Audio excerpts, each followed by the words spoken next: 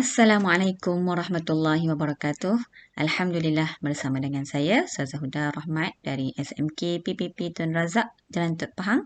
Untuk kali ini kita nak kongsikan tajuk pertama dalam bidang hadis. Untuk tingkatan 4.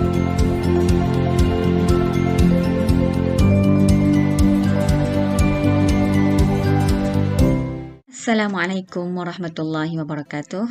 Alhamdulillah bersama dengan saya Ustazah Huda Rahmat dari SMK PPP Tun Razak Jalan Tut Pahang.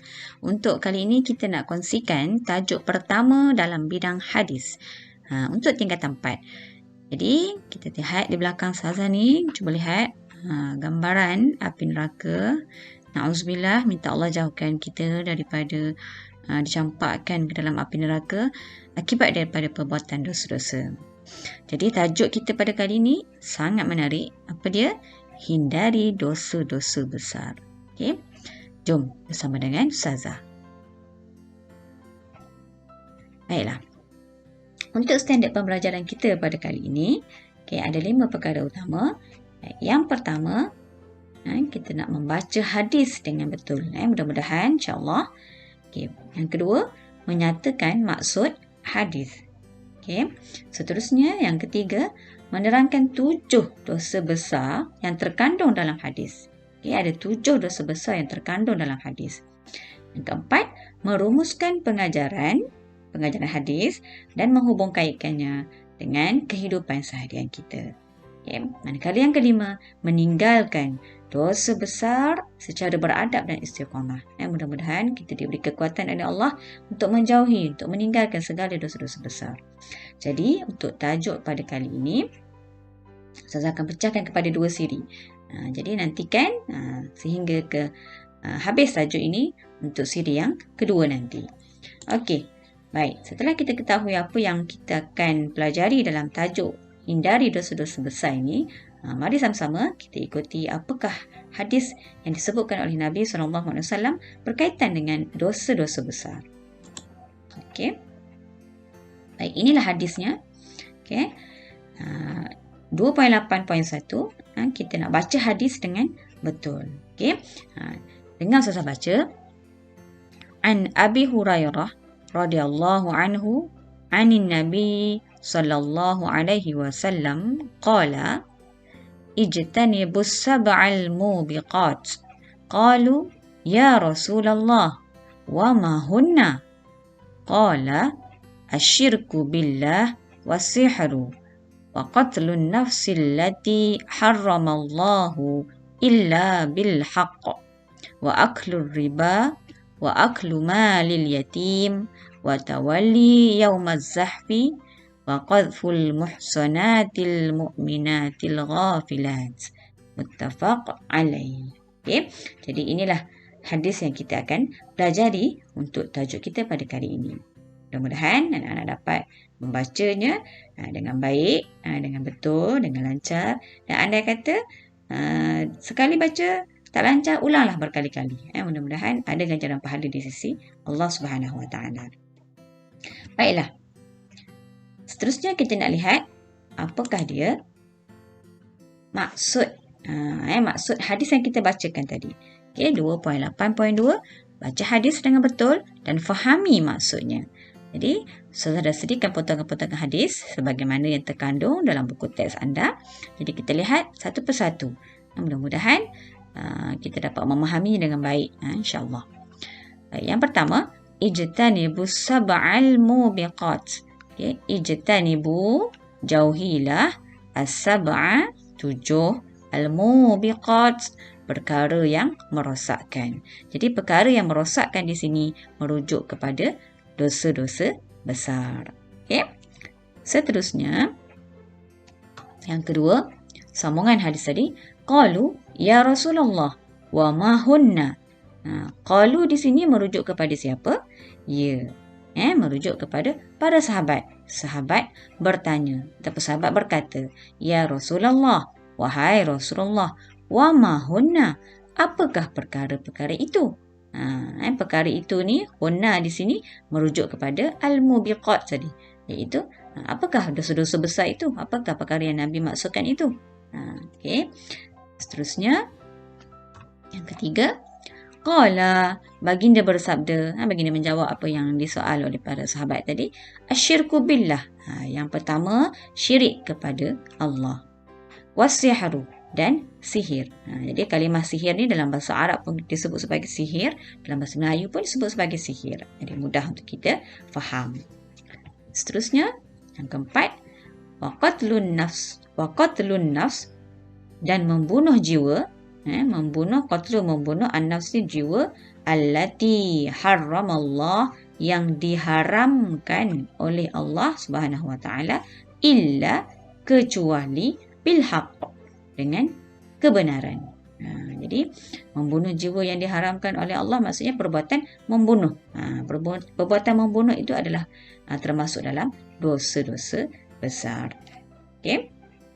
Seterusnya, yang kelima, wa aklur riba, dan makan riba, wa aklu malil yatim, dan makan harta anak yatim. Mal ini bermaksud harta. Jadi dua lagi dosa yang disebut dalam hadis ini, makan riba dan juga makan harta anak yatim. Baiklah. Seterusnya kita sambung hadis ini. Wa tawalli, dan lari, melarikan diri, yaumaz zahfi, daripada medan peperangan. Melarikan diri daripada medan peperangan ini pun termasuk dalam dosa besar. Okey. Seterusnya, wa qadhful muhsanati mu'minati al-ghafilati, wa qadhfu, membuat tuduhan berzina. Qadhfu ni ataupun qazaf, membuat tuduhan berzina, al-muhsanatil mu'minatil ghafilat, kepada apa? Orang yang beriman, dan juga orang yang suci, wanita yang beriman, wanita yang suci, dan wanita yang terpelihara daripada maksiat, wanita yang salihah. Jadi mereka ini, wanita-wanita ini dituduh melakukan zina. Jadi perbuatan menuduh itu, membuat tuduhan itu termasuk dalam dosa-dosa besar. Okey, wa na'udzubillah wa na'udzubillah. Minta Allah jauhkan kita dari perbuatan-perbuatan dosa-dosa besar ini. Okey. Baiklah, kita dah faham maksud hadis. Seterusnya kita nak lihat perkara yang ketiga. Inilah dia. 7 dosa besar yang Nabi SAW telah sebutkan dalam hadis yang kita pelajari tadi. Okey, kita lihat yang pertama dahulu, dosa syirik kepada Allah. Asyirku billah. Okay, syirik kepada Allah. Baik, syirik ialah dosa yang paling besar. Syirik adalah dosa yang paling besar, dosa yang tidak diampunkan oleh Allah Subhanahu wa taala. Apa dalilnya? Ini di dalil yang saya datangkan. A'udzubillahi minasyaitonirrajim. Innasyirka la zulmun azim. Daripada surah Luqman ayat yang ke-13, surah yang ke-31, yang bermaksud sesungguhnya perbuatan syirik itu ialah satu kezaliman yang besar, yang maha dahsyat, yang kita sangat takut, kita bimbang kerana dosa inilah yang tidak diampunkan oleh Allah Subhanahu wa taala. Okey, kita nak tengok dalam tajuk syirik ini ada dua perkara, dua jenis perbuatan syirik. Yang pertama disebut sebagai syirik jali, iaitu syirik yang nyata, yang jelas.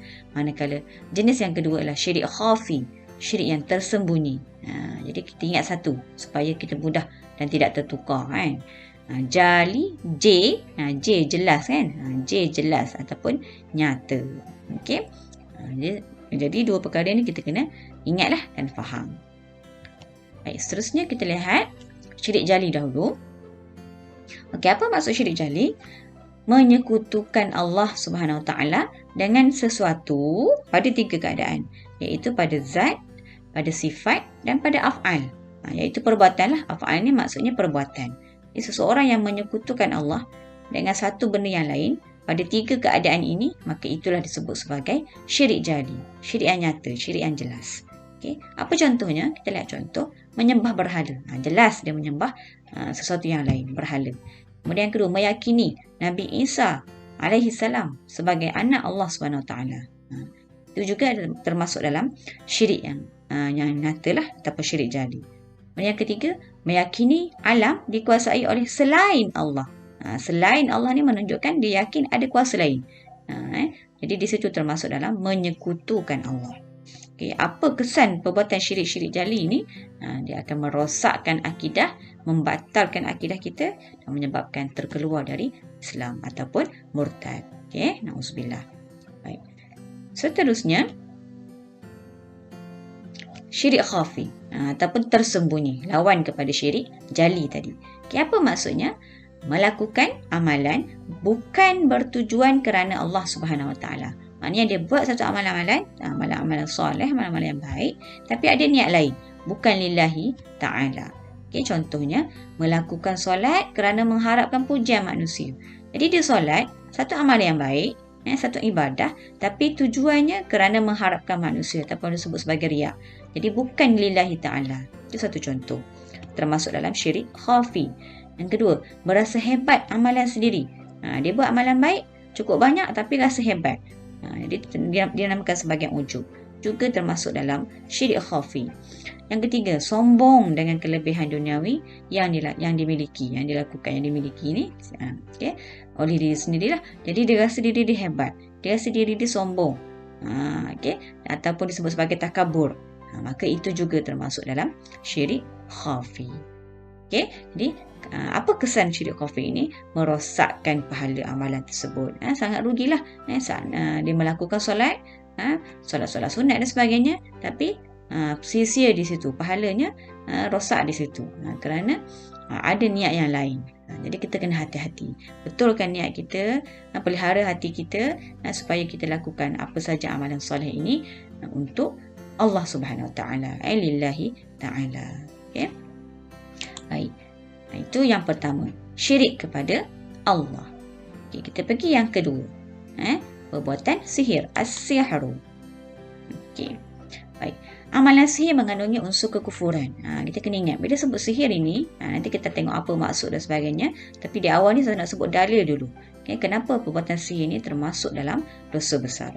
Okay, dalil ini disebut oleh Allah SWT dalam surah Al-Baqarah, surah yang kedua, ayat yang ke-102, yang mana berbunyi, A'udzubillahi minasyaitanirrajim, walakinna syayatina kafaru yu'allimuna an-nasa as-sihra, ila akhir ayat. Yang bermaksud, tetapi golongan syaitan itulah kafir kerana mereka lah yang mengajar manusia ilmu sihir. Jadi kita nampak di sini jelas ilmu sihir ini datangnya daripada golongan syaitan, yang mana syaitan itu jelas kafir. Jadi sesiapa yang belajar mengamalkan sihir ini, maka dia tergolong dalam inilah sahabat-sahabat syaitan ini, dan termasuk dalam perbuatan dosa-dosa besar. Okay? Mudah-mudahan Allah jauhkan kita daripada terlibat, terjebak, terpengaruh dengan amalan-amalan atau perbuatan-perbuatan sihir ini. Okey, kita nak lihat maksud perbuatan sihir. Maksud perbuatan yang memudaratkan orang lain dengan bantuan jin. Kita kena ingat dengan bantuan jin, ada jin di situ. Dan yang perkara yang pertama tadi memudaratkan. Memudaratkan, merosakkan, bahkan mungkin boleh mematikan seseorang dengan bantuan jin. Itu maksud. Okey, apa contoh? Santau, perbuatan pukau, menggunakan minyak pengasih ataupun pelaris. Semua ini adalah contoh-contoh amalan-amalan sihir yang perlu kita jauhkan. Okey, dan apakah kesan perbuatan sihir ini? Dia akan mengakibatkan kesakitan tubuh badan, akan mencetuskan pergaduhan dan boleh memporak-perandakan rumah tangga serta boleh menyebabkan berlakunya kematian. Jadi ini semua adalah perkara-perkara yang berkaitan dengan sihir yang termasuk dalam dosa-dosa besar.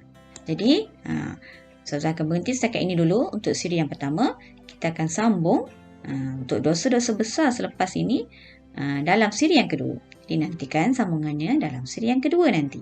Mudah-mudahan kita dipanjangkan usia oleh Allah SWT untuk berjumpa dalam video yang seterusnya nanti, insya-Allah. Setakat itu dulu untuk kali ini. Assalamualaikum warahmatullahi wabarakatuh. Terima kasih. Jangan lupa untuk subscribe.